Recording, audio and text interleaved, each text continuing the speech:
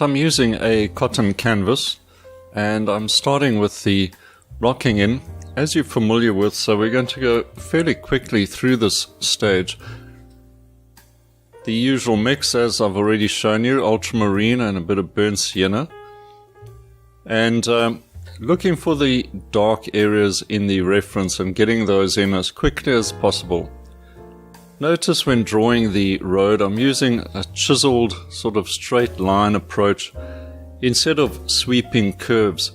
For some reason, sweeping curves when doing a road doesn't look natural. So always try and carve it out or chisel those sweeping lines into more straight lines.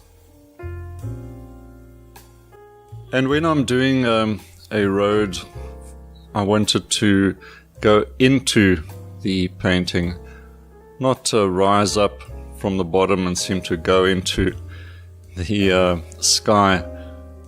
So the road must look like it's heading into the painting. Keep it down, and this is part of adjusting your viewpoint to a more natural level, lower down, and also use of color, as we'll demonstrate. So just working those dark patches in, glancing at the reference and back to the painting in sort of quick motions. I'm not getting too stuck in following the reference in absolute detail.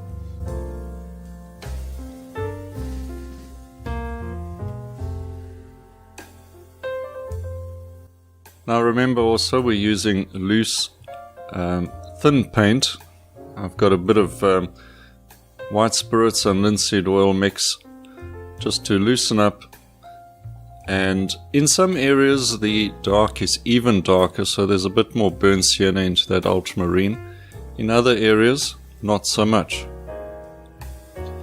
Then I'm going into the middle values. Now there's no major light in this painting in the sense of having a sky. The lights are closer to middle values. There's a few highlighted areas, of course, as you can see, crossing the road and touching the bushes on the left hand side, and that will emphasize as well as the painting progresses with subsequent layers. So I'm really working with darks and various degrees of middle value colors, and in some ways this helps me. So I'm going through the greens and adding touches of burnt sienna for a red complement to those greens, keeping an eye on those complementary relationships where you can find them. As you recall, when we were looking at the reference in the color section of the lessons, I'm not going to have a deep dark area at the end of the road, but I'm going to try and open that up a little with more atmospheric cool colors. I want to try and extend the view into this forest a little more. So you can see I've brought in those bluish greeny lights in the road heading into the forest. Now blocking in the road itself pretty quickly, getting a feel for the warm and cool color relationships. There's violets and bluey sort of violets coming in, mixed in with the local burnt sienna that I'm using.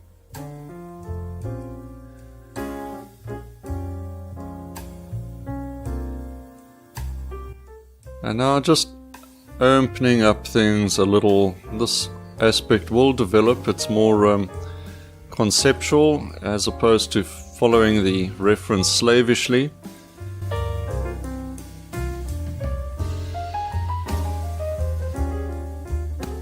Just finishing the blocking in getting the warm, cool, light, dark relationships established. That's really the process we want to follow in the blocking in phase.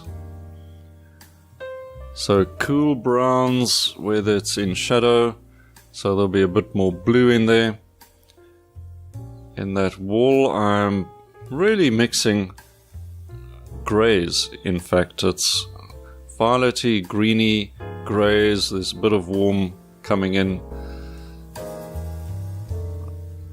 Where I think there's branches that need to be shown a bit more with burnt sienna, I'm going to do that. So it's not simply a case of having dark tree trunks and branches everywhere. Break that up. Imagine a bit of extra light coming in and touching the trees here and there. It's all about breaking up flat surfaces into something a bit more interesting.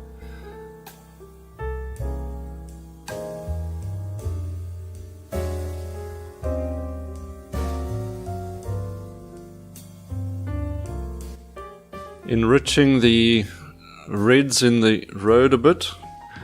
Very clear in the reference that there's quite a lot of reddish soil, and we'll see where that takes us, if it works, if it doesn't. But you can see the structure of the painting is now taking shape, and there's what we call a real framework or real foundation developing here.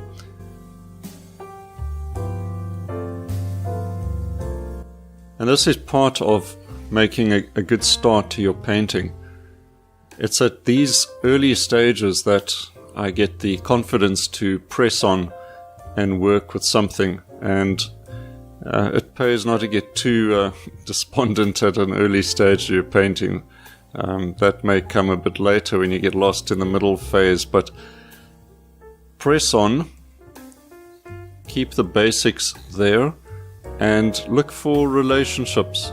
Like I stress all the time, if there's a dark, you want a light nearby. If you want a cool, then have a warm next to it, and the two accentuate each other. And that road is extending nicely into the middle distance. Perhaps not quite as light as it's going to be by the end, but you make those adjustments as you go. Give yourself room to work is what I like to say. So we're pretty much there with the blocking in, and then we can get into developing the subsequent layers a bit more.